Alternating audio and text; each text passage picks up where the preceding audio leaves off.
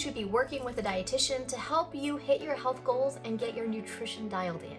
Well, as a dietitian, I am giving you the download today on what a dietitian really does and 7 costly mistakes that I see people make that makes hiring a dietitian not worth it. Definitely stay until the end because I'm going to be giving you 5 questions to ask yourself and your potential dietitian to make sure they're the right match for you and you get the results you deserve. May here, I am a functional medicine dietitian. I absolutely love men and women over 40 look and feel their best by optimizing their metabolism, hormones, and health span. And this is the channel to subscribe to if you really want science and strategies that help you look and feel your best after 40. If you haven't already, download my detoxing guide, how to get toxins out of your life for good to help support your metabolism. Get that down below. Dietitians are set apart from health coaches and certified nutritionists because they've at least done a bachelor's of 4 years and they've passed a national exam to be able to work in hospital settings as well as in wellness settings too. So technically a dietitian is a healthcare professional. Not all health coaches or certified nutritionists can be considered healthcare professionals. Okay, the other thing that I want to say about dietitians is the degree of specialization and training dietitians have can differ tremendously. Like I said, some dietitians have master's degrees, some just have bachelor degrees, some might even have additional training. Like I went on to do almost 4 years of functional medicine training with IFM, which is a whole nother degree all on its own, which allows me to order testing and look at testing from a nutritional perspective. Again, not all dietitians do that, but there could be dietitians that specialize in other things like diabetes management, renal disease, etc. Now, what do dietitians not do? Dietitians do not diagnose disease, treat disease. They do not order imaging or diagnostic testing. They cannot prescribe medications or tinker with the dosing of medications or hormones. Dietitians aren't personal trainers, so they shouldn't actually be prescribing exercise-specific regimens. And also, dietitians are not trained therapists, although they can be very compassionate and help you through some habits and lifestyle aspects of health and nutrition. So let's get into the 7 costly mistakes that make hiring a dietitian not worth it.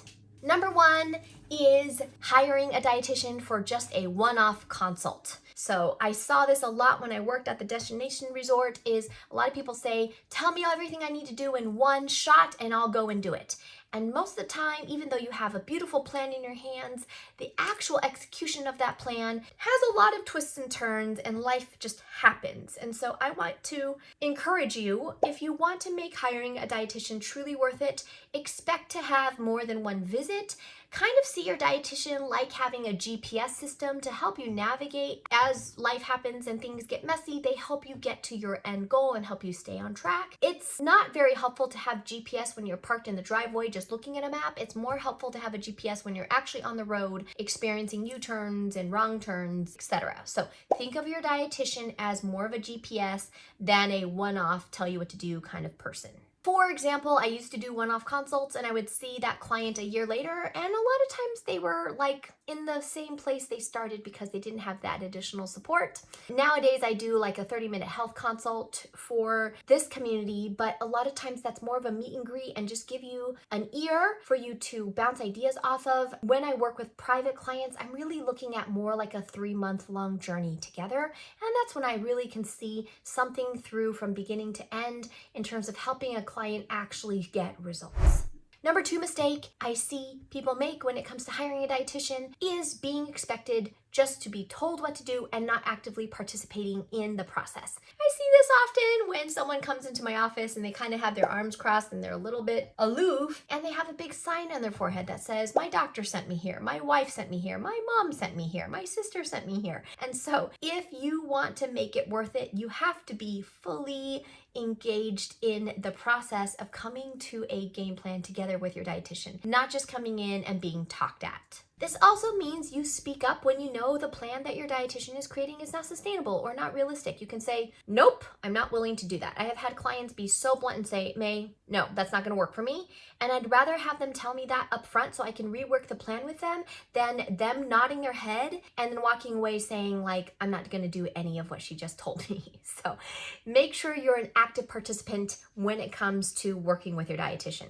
Okay? Number 3, biggest mistake I see is not being brutally honest about where you're at and what you're doing currently. I've had a few clients, I won't mention their names, where they turn in a food log and it looks picture perfect. Then I have to spend half the consult asking them indirect questions to get through to figure out what are the things they're doing that they're not telling me about. And then when they finally get brutally honest about where they're at, that's when we actually have breakthroughs and I just see them open up and the results come. Okay, so be brutally honest to the point where it hurts so that your dietitian knows exactly what's going on.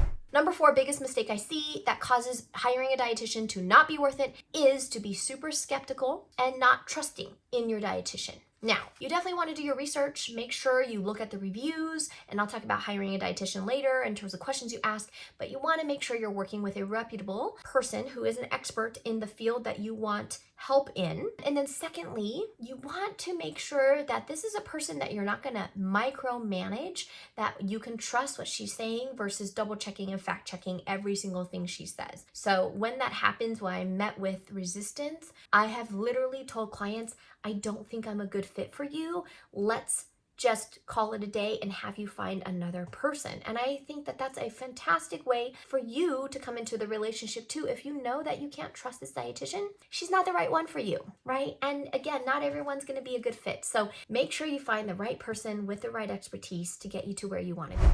And that leads me to the 5th mistake is working with a dietitian who doesn't have expertise in the area that you want. For instance, I work a lot on people who want to lose weight, improve their metabolism, age well. I also work at a clinic where there's a lot of people with complex diseases, so SIBO and Lyme and mold. Now, a traditional dietitian working in a hospital may not have that expertise when it comes to dealing with like SIBO, for instance. They may or may not. And on the other hand, if you were to have me calculate tube feedings, I learned that in school. Am I an expert in it now? Probably not. I'm also not a huge expert in things like cystic fibrosis or really picky eating or eating disorders. That's not my area of expertise. So again, make sure you find a dietitian who has the pertinent training and experience that is exactly what you're looking for. The 6th mistake that makes hiring a dietitian not worth it is ghosting your dietitian because you're not doing what you said you were going to do. This is classic. I have had amazing clients in the past pay in full for working 3 months with me, and they disappear for stretches at a time.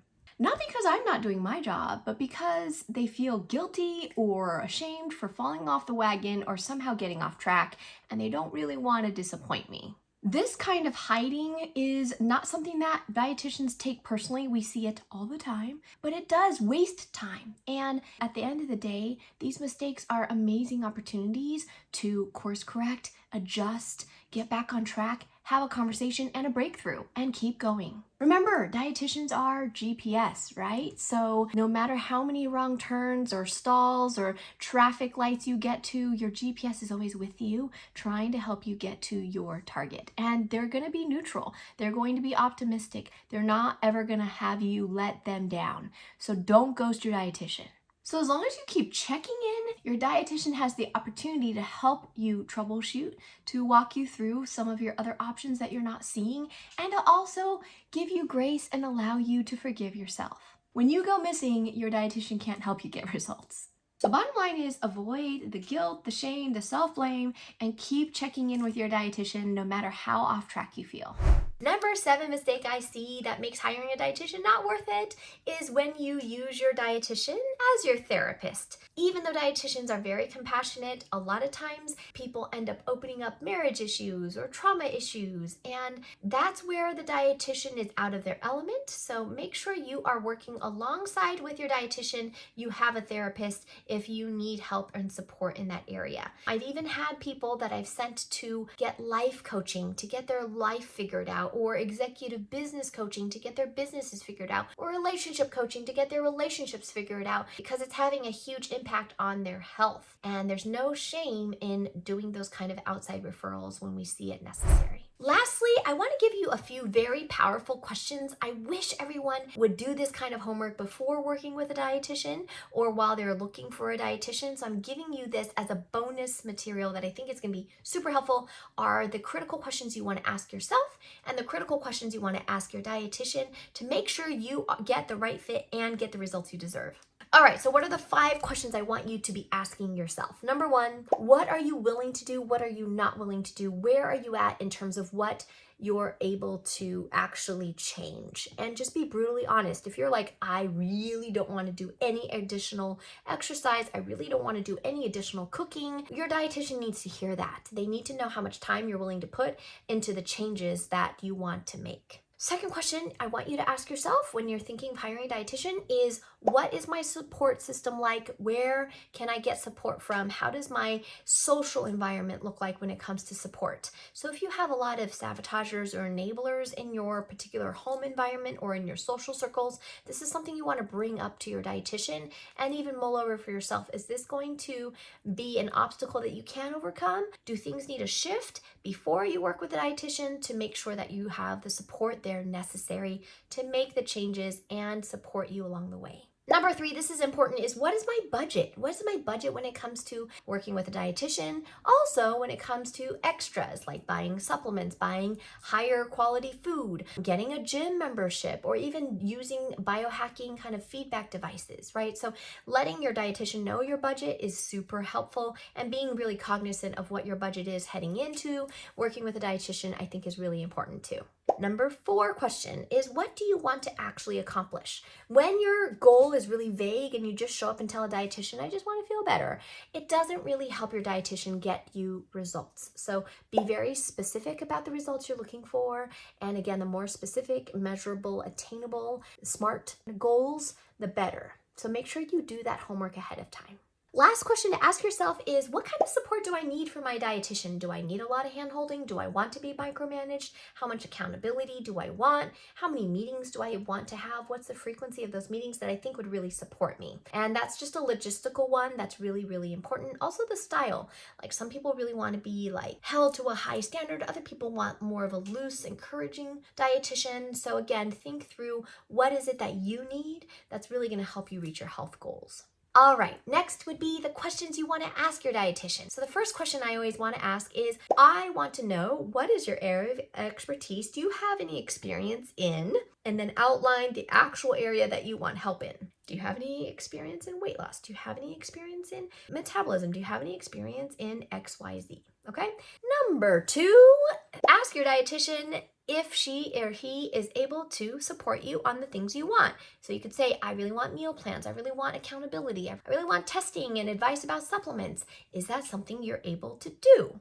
So those are things that you could ask your dietitian right off the bat. Number 3, this is a good one to ask your dietitian, is, what is your take on? And ask a few philosophical questions to make sure you align with your dietitian philosophically. So for instance, if you are like anti-medications when it comes to weight loss, ask your dietitian, what are your thoughts on Ozempic or Wegovy? If you are thinking you want to do like more of a paleo or keto diet, ask your dietitian, what are your thoughts about paleo or keto, right? So get the philosophy alignment, make sure that you guys are aligned philosophically. The next question is really helpful, is, how much contact will I have with you? You know, do I have text access to you? Do I have email access? How often would we be meeting? And make sure that's aligned with what your expectations are. Last but not least, tell your dietitian what you're willing to do, what you're not willing to do, how much you're willing to spend on supplements, whether or not you're willing to take supplements, and make sure your dietitian can work with you. If at the end of the day they're like, oh, it doesn't seem like we could help you, you'd want to know that ahead of time before you spend any additional money. So those are the 5 questions to ask your dietitian to make sure they're a good fit and you get the results you deserve. All right, so that's everything you wanted to know about hiring a dietitian, how to make it worth it, what does a dietitian really do. I hope this video was super, super supportive, and I want to hear your experience. Have you worked with a dietitian? What was your experience? What were some lessons learned? And what results did you get? All right, so let us know down below, and we'll see you next time.